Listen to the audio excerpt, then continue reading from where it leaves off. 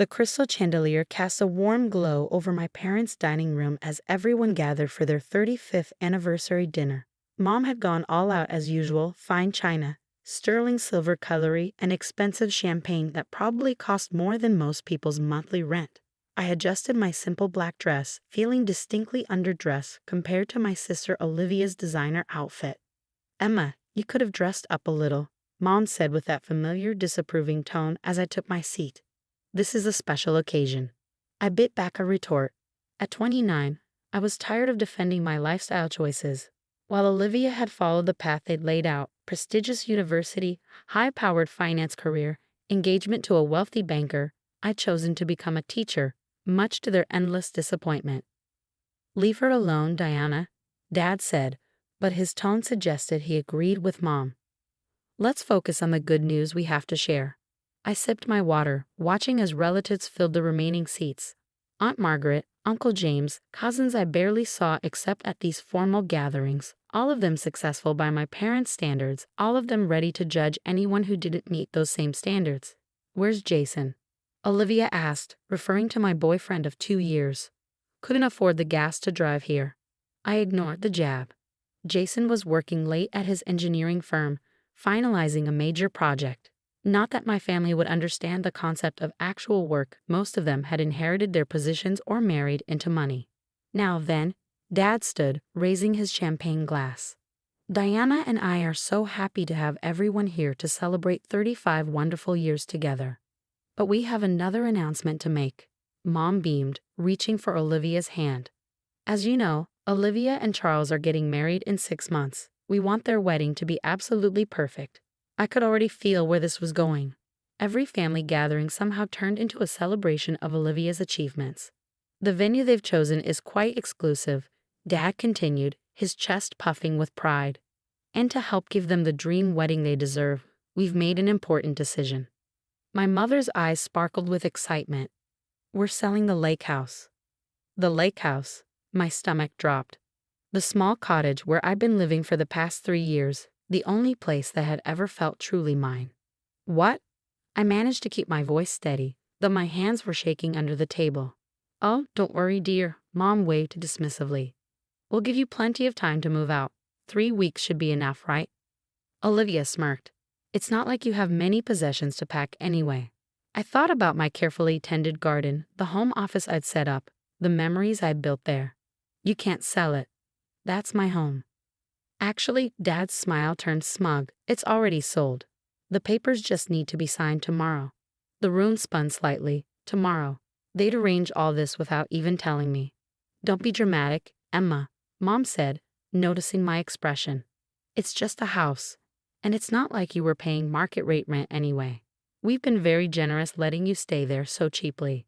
If only they knew about the carefully orchestrated plan that had been in motion for the past 3 years. About the shell company I created, about the investment fund I'd built while living frugally and letting them believe I was struggling. "Who bought it?" I asked, though I already knew the answer.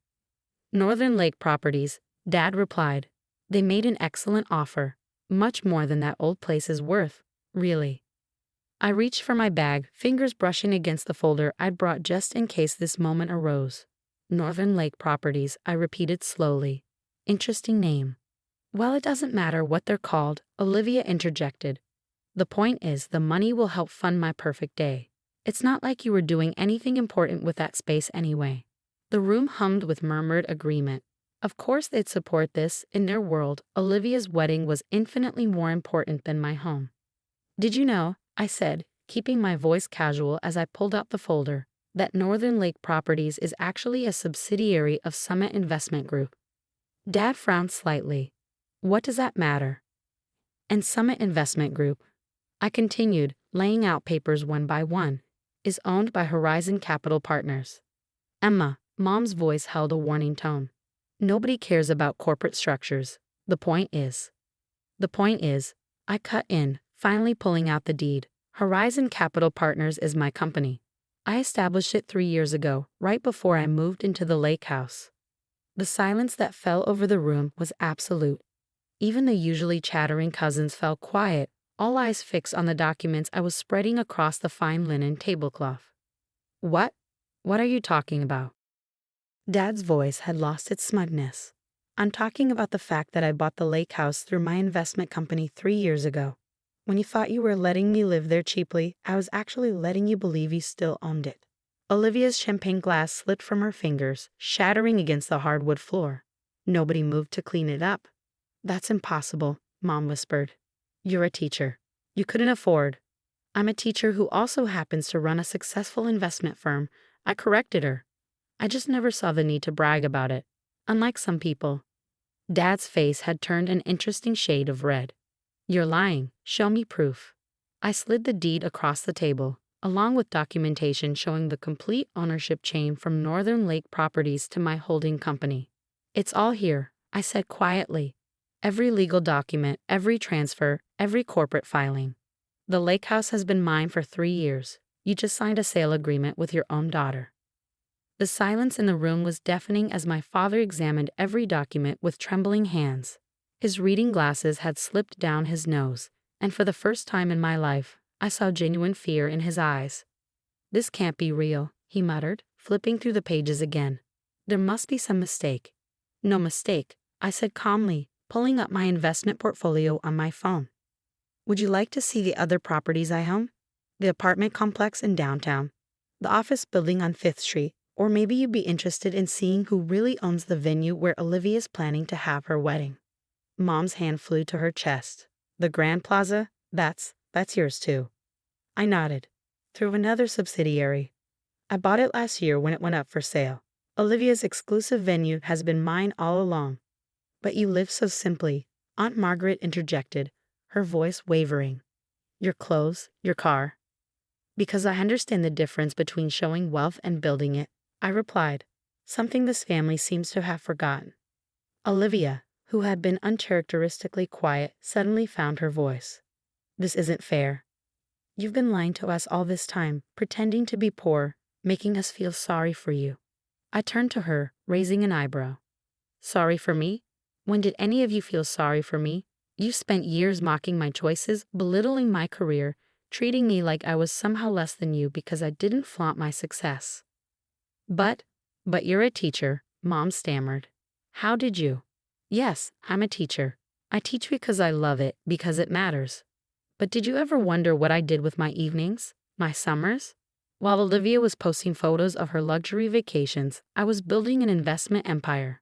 Every time you made snide comments about my modest lifestyle, I was closing another major deal. Dad finally looked up from the documents, his face ashen.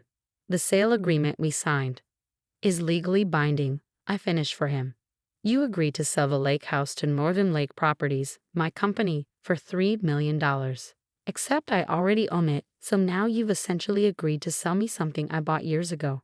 Any decent lawyer would have a field day with this. The implications slowly dawned on their faces.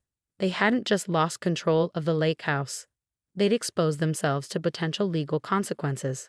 What are you going to do? Mom whispered. I leaned back in my chair, savoring the moment. That depends. Are you ready to have a real conversation about respect? About family? About treating people with dignity regardless of what you think they're worth? Uncle James cleared his throat. Perhaps we should give them some privacy. No, I said firmly. Stay, you've all been part of this dynamic. All of you watched, laughed, participated in making me feel small. You should all hear this. I stood up, smoothing my simple dress, which actually cost more than Olivia's entire designer outfit. For years, I've watched this family worship money while forgetting about actual values. You measure worth by brand names and postcodes, not character and accomplishments. That's not true, Mom protested weakly. Isn't it? When was the last time anyone asked about my students, about the lives I'm helping to shape? All you cared about was that I wasn't making enough money, or so you thought. I pulled out another document from my bag. This is a draft lawsuit prepared by my legal team. It details every instance of attempted property fraud, including today's invalid sale agreement.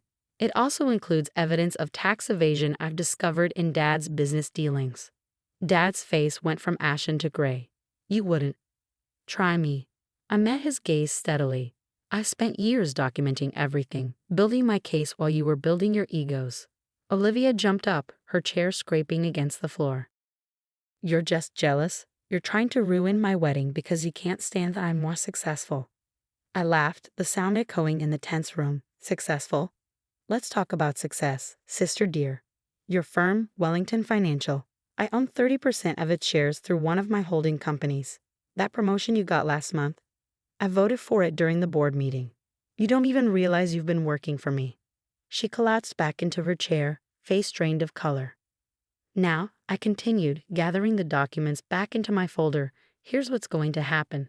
The lake house stays mine, as it has been for 3 years. Dad's going to organize an independent audit of his business practices. And Olivia's wedding. I smiled. Well, the venue is still available, but you'll be paying full market rate. No family discount. You can't do this to us, Mom pleaded. We're your family. Exactly, you're my family, which is why you should have treated me with respect all along, instead of measuring my worth by my apparent bank balance. I stood up, picking up my bag. I have a meeting early tomorrow with my investment team. We're closing another major acquisition. But I'll leave you with this thought. While you were all busy looking down on me, I was quietly building something bigger than any of you could imagine. Wait, Dad called out as I reached the door. What do you want from us? I turned back, taking in their shocked faces, their shattered illusions. I want you to understand that success isn't about what you show the world. It's about what you build when no one's watching. I built an empire while you were busy mocking my choices. Maybe it's time for all of you to reconsider your definition of success. As I walked to my car, a modest hybrid that was actually an early prototype from a tech company I'd invested in, my phone buzzed. It was Jason. How did it go? He asked. Just as expected, I replied, smiling as I saw the lights still on in the dining room, imagining the chaos I'd left behind. They finally learned that the daughter they underestimated owns half their world. And the lake house. Still ours. Though I think we should host the next family gathering there. Give them a chance to see what real success looks like. I drove home to our beloved lake house, thinking about how different things would be now. The masks had fallen, the truth was out, and my family would never see me the same way again. But more importantly, they would never look at success the same way either. Sometimes the biggest achievements are the ones you build in silence, while others are busy judging your apparent failures. The next morning, as I sat in my real office, the top floor of a building I owned, reviewing acquisition proposals and investment opportunities, I received a flood of messages from family members. Apologies, explanations, attempts to align themselves with my newly revealed success. I left them all unread. They'd spent years showing me exactly who they were when they thought I had nothing. Now I would have to live with the knowledge that the daughter they dismissed as a failure had quietly become the most successful person in the room. Sometimes the best revenge isn't about getting even. It's about revealing that you've already won, long before anyone else knew there was a game being played.